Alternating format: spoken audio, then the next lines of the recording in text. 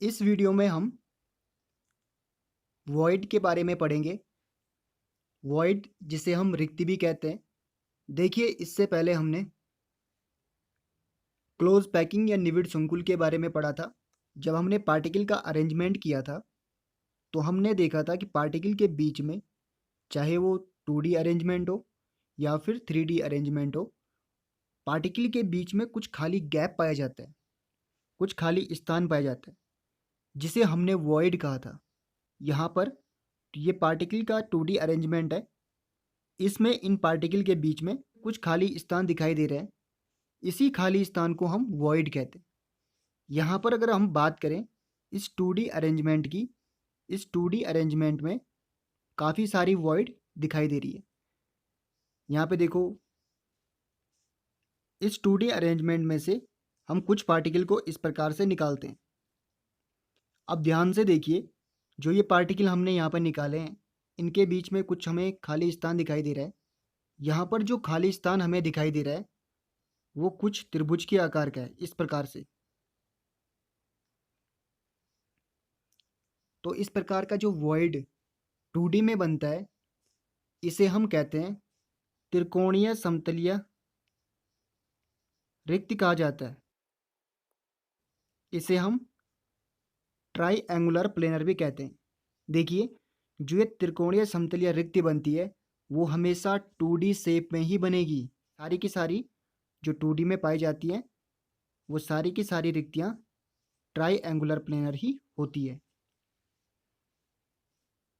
देखिए, अगर हम 3D मॉडल की बात करें तो उसमें जो पहले प्रकार की रिक्ति पाई जाती है उसे हम कहते हैं टेट्राहेड्रल वॉइड, चतुष्फलकीय रिक्ति। ये इंपॉर्टेंट रिक्ति है।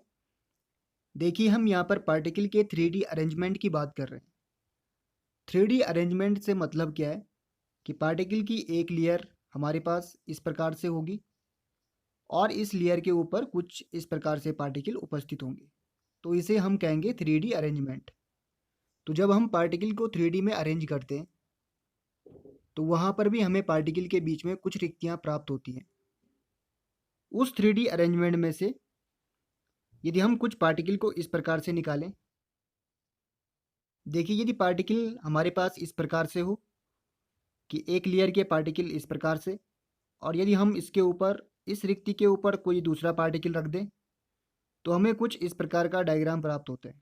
तो इन चार पार्टिकल के सेंटर में जो हमें खाली स्थान या गैप दिखाई दे रहा है, इस गैप की आकृति कुछ इस प्रकार की होती है।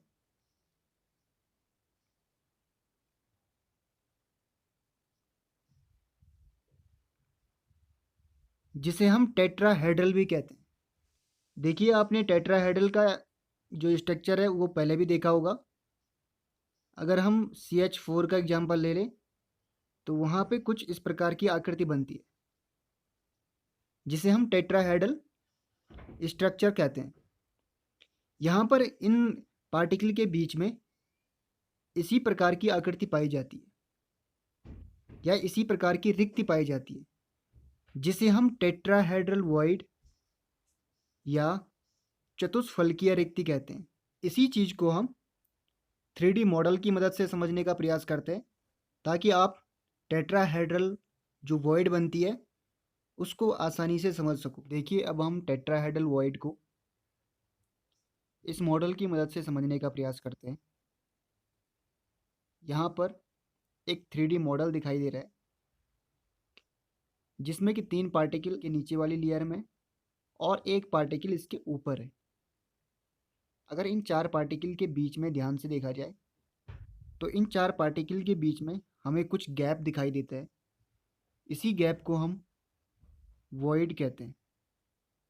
अगर मैं इन पार्टिकल के साइज को छोटा कर दूं कुछ इस प्रकार से, तो हमें जो आकृति दिखाई दे रही है यहाँ पर, वो आकृति टेट्राहेड्रल आकृति है, चतुष्फलकीय आकृति है। तो हम इससे समझ सकते हैं कि यदि 4 पार्टिकल आपस में इस प्रकार से अरेंज है तो जो वॉइड बनती है वहाँ पर, वो बनती है टेट्राहेड्रल वॉइड।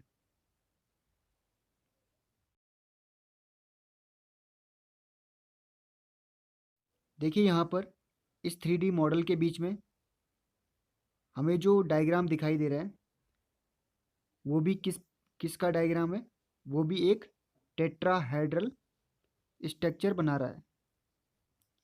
यहाँ पे एक यूनिट सेल है, इस यूनिट सेल में 4 पार्टिकल 4 कोने पर उपस्थित हैं।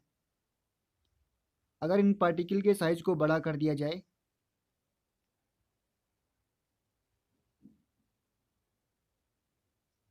तो इसके सेंटर में भी वही रिक्ति प्राप्त होती है, 4 पार्टिकल का अरेंजमेंट।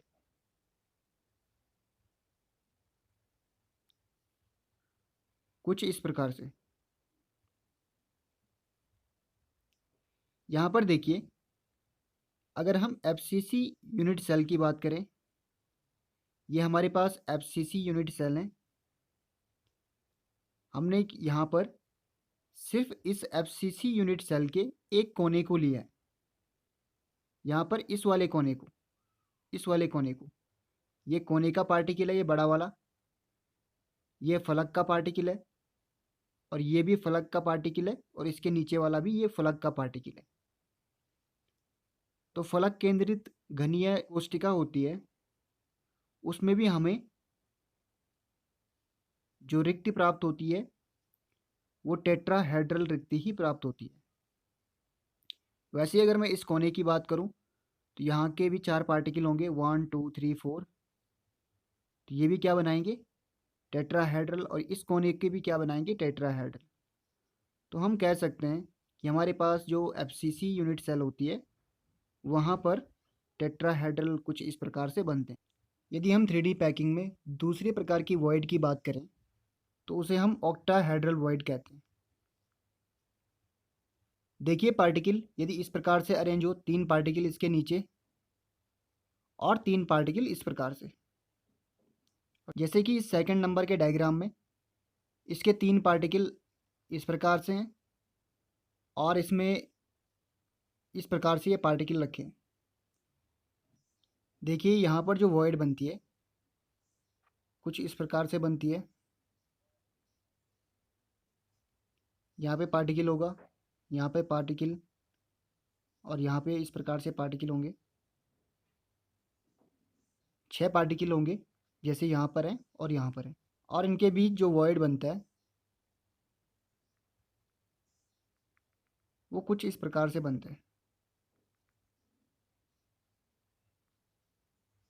इस आकृति को हम कहते हैं अष्टफलकीय आकृति, या फिर इसको ऐसे समझ सकते हो समझने के पर्पज से, इस प्रकार की आकृति,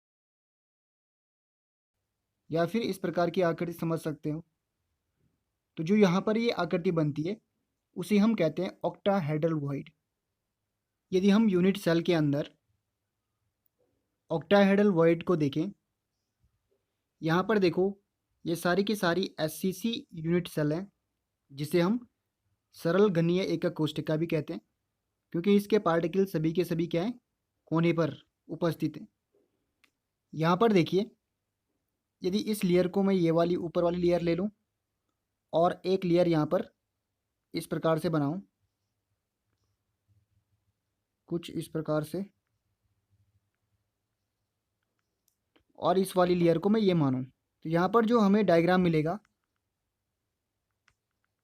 वो कुछ इस प्रकार से मिलेगा, जैसे कि यहाँ पे दिखाया गया है। तो हम देख सकते हैं यहाँ पर किस प्रकार से एक ऑक्टाहेड्रल की आकृति बन रही है। 3 पार्टिकल यहाँ पर देखो ऊपर वाले फलक में होंगे, और 3 पार्टिकल यहाँ पर इस प्रकार से इस फलक में उपस्थित होंगे। देखिए, यहाँ पर जो रिक्ति बनती है वो बनती है ऑक्टाहेड्रल वॉइड। हम ऑक्टाहेड्रल को इस वाले मॉडल से भी समझ सकते हैं कि 3 पार्टिकल ऊपर और 3 पार्टिकल यहाँ पे नीचे।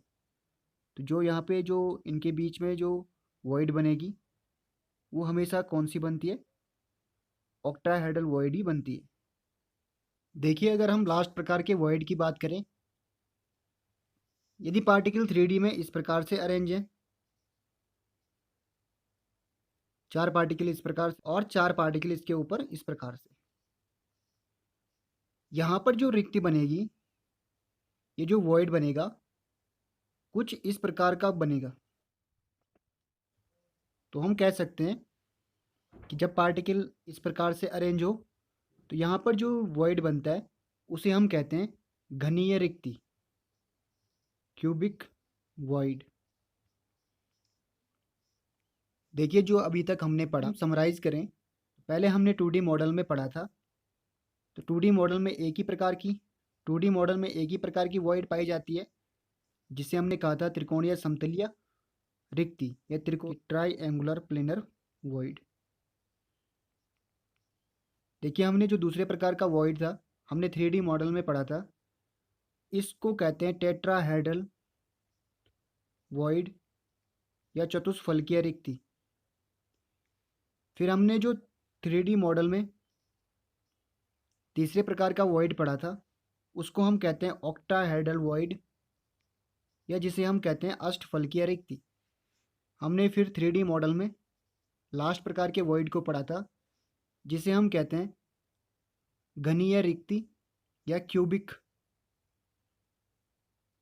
वॉइड।